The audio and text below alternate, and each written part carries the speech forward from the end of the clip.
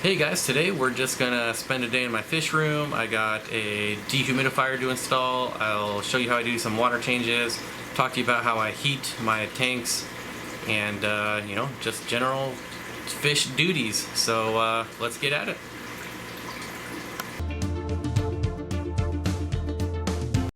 And here she is, a dehumidifier. I needed this last winter, but I didn't get one. Got about 3 times as many tanks in this room as I did last year, so it's definitely going to be needed this time. I'm going to plumb it into the bathroom, so just be on 24/7. I'll never have to worry about emptying it, which will be nice.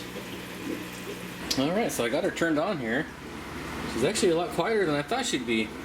See, I'm running 78% humidity. I have it set to 45. Fan on low. Timer is off. So it must be calibrating because my meter says 64%. And this is dropping way too fast for it to be working that well. So I'll give it a minute here and see what happens. Guess I could show off the puffer. Everyone likes the puffer.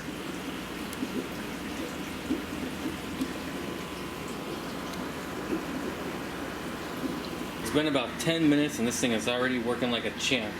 It's got it down to 53%. See, this is a little slower to keep up, but you see I have gone up 2 degrees in my fish room, which is outstanding. It is now blowing out warm air.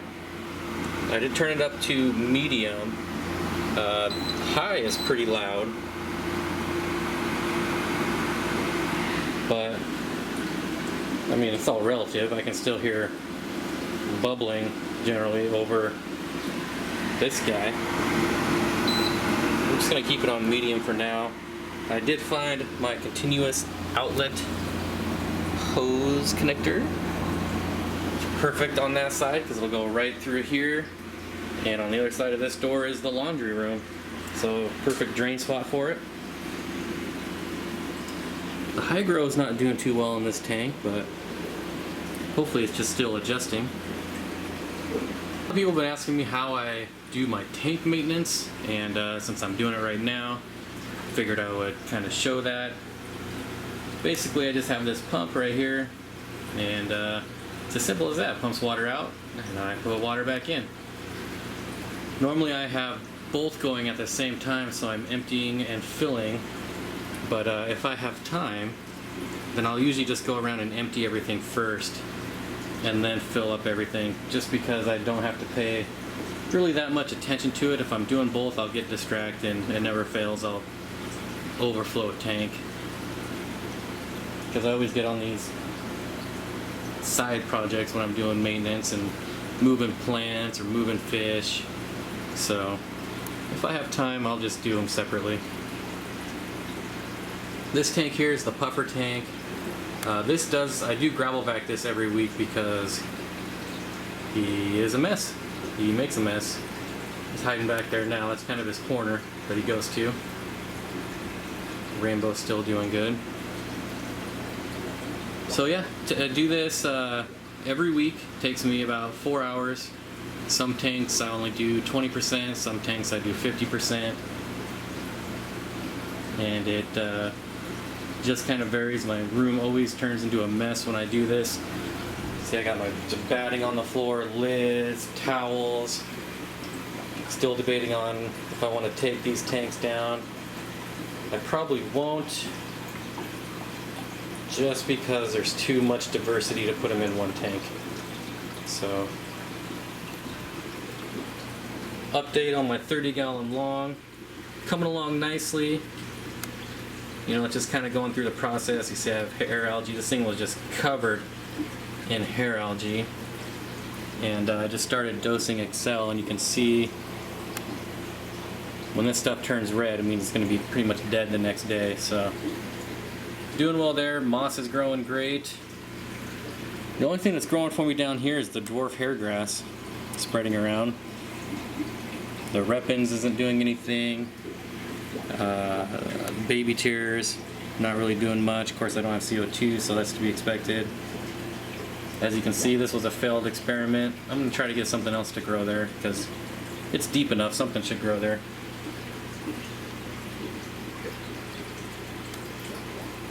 Stargrass is nice and green, but it's just not growing that fast, which is kind of unusual. But it's probably still just settling in. I feel like I've already got a few new leaves on the Anubias. Fastest growing thing in there is the Anubias. I don't really show these guys a lot, but I stopped using the Par 38 bulb and now I got a Phoenix Stingray on here.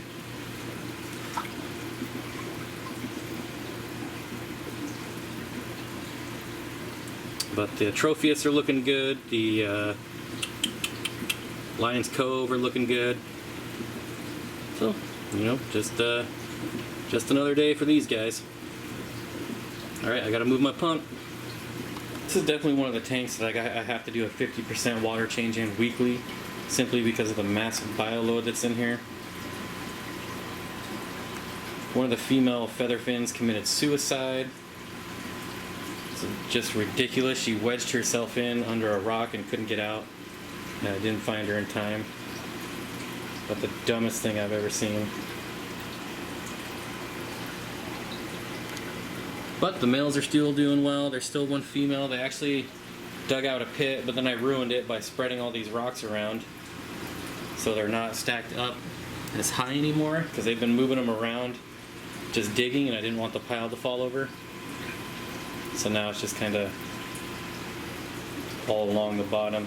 I plan on redoing this tank completely anyway, so hopefully this week maybe, if not next weekend. I'll do a complete rescape on this tank.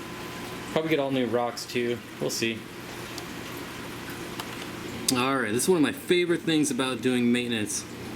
Here, I don't even know if I'm going to be able to see this guy, but this is a male Okefenokee pygmy sunfish.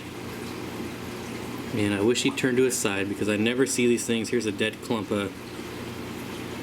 Oh, there he goes. These are just the smallest little guys ever.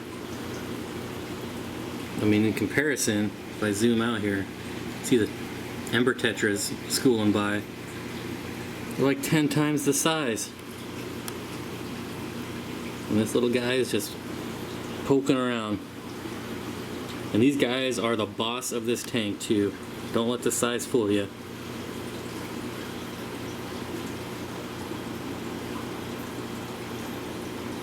They eat all these baby shrimp that I'm getting, which is nice. But yeah, pretty sweet little find. I never see these guys. There's 3 males and 3 females in here.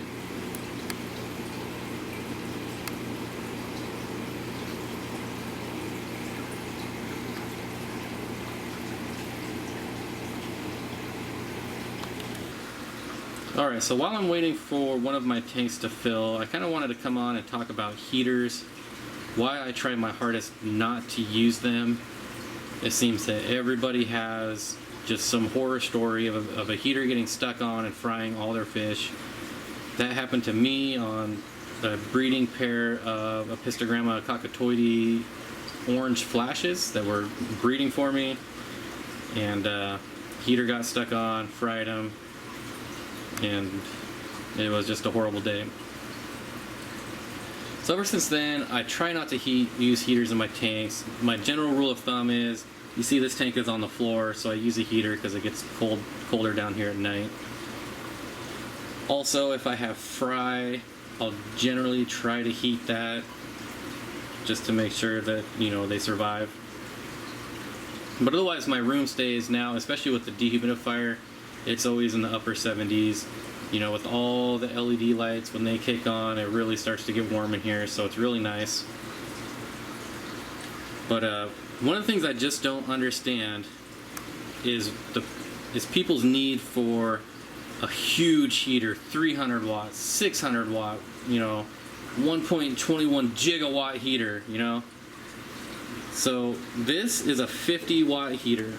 And this 50 watt heater in this 90 gallon, probably 75 gallons of actual water, keeps it heated at 78 just fine.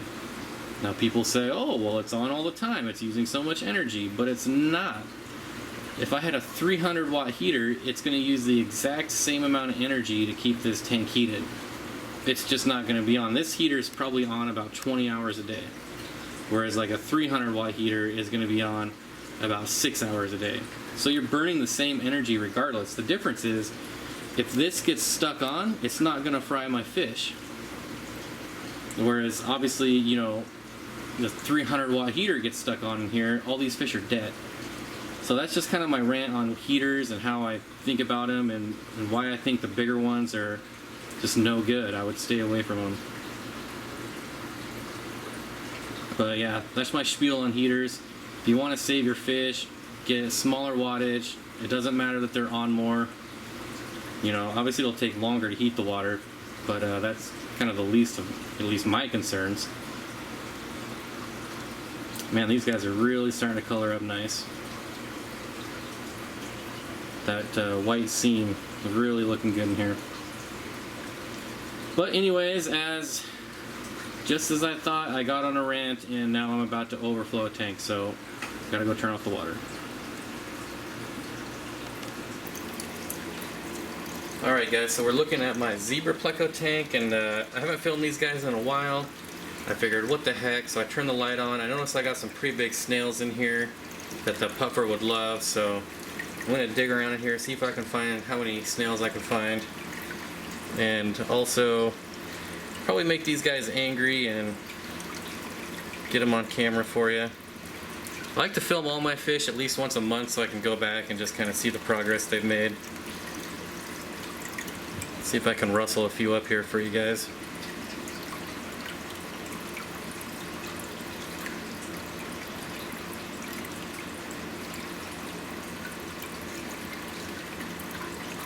Definitely some in here. Or not.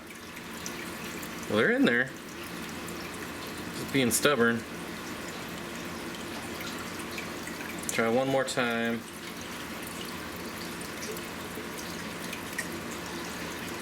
Alright, who can be more stubborn here? Look, a tube full of Zebra Plecos. There they go.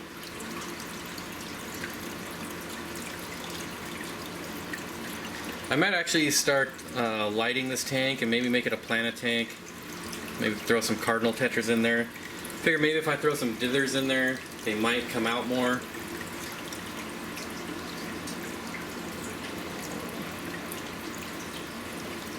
There's another tube of them in there. I don't even know if that's getting on camera. Oh, found another snail back there though, so that's good.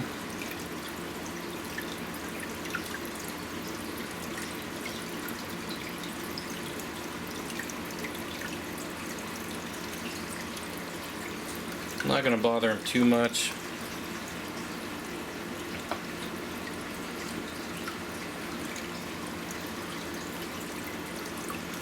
Let me know if that's something you guys would be interested in, seeing me plant this thing. And I'm just trying to think of warmer, you know, dither fish, because this is about 85-ish in here, maybe.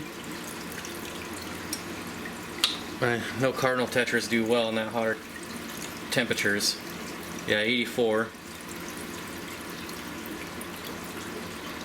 So if that's something you guys want to see, I'll definitely do it. Cardinal tetras are cheap, so it doesn't really matter to me. Looks like that's about all the snails I'm going to find in here.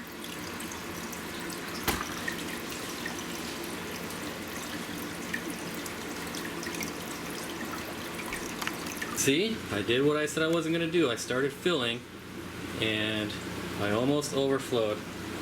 So I got to go turn this off. Alright, so that's going to do it for this video. Thanks for spending the day with me. You know, just going through my maintenance, nothing exciting, but you know, still fun to bring you guys along. Go ahead and subscribe so you can see the big changes that are going to be coming in my fish room. And remember, this weekend I'll be at the Chicago Aquatic Experience, and should have a lot of good videos there too. So thanks again for watching, and I'll see you next time.